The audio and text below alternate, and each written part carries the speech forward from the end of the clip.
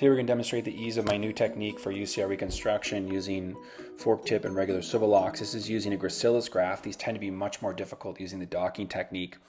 You can see here that we're going to do a dual surgeon approach. You see my partner starting to do the ulnar nerve transposition. This increases efficiency of the procedure. You can see we can do this all sterilely at the same time.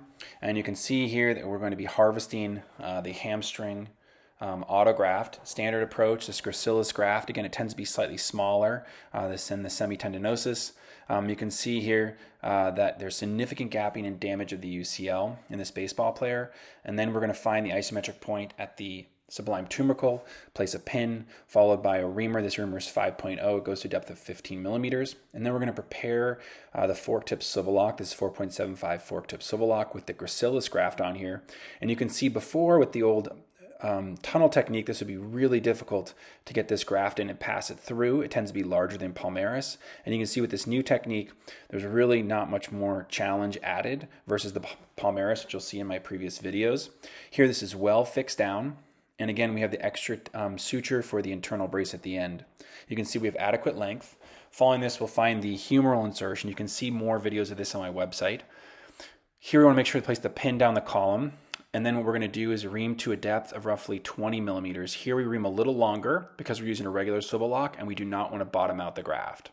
Once this is complete, we'll do hand reaming if we're concerned about tightness, especially with the gracilis graft, with a 5.5.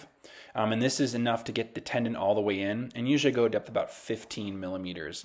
We're going to mark the graft at throwing position. We do not want the graft to bottom out, so we will prep it again to make sure we have about 10 to 12 millimeters of graft that goes in the tunnel. You can see when you do that and you've opened up that rim and chamfered it from the UCL set, this graft dunks very well. We're in throwing position with a little bit of reduced force, and then we're placing this SwiveLock in there without any issues. And you can see we have excellent fixation. Again, the key is not to over-constrain the graft, but they can make these a little tighter than your average UCL repair. Here you can see us having a good resistive force. We've got good tension on the graft in throwing position. In extension, you can see that it's not over-constrained, nor is it over-constrained in flexion.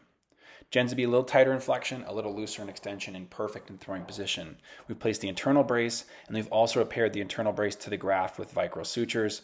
This completes our UCL reconstruction using gracilis autograft. Thank you.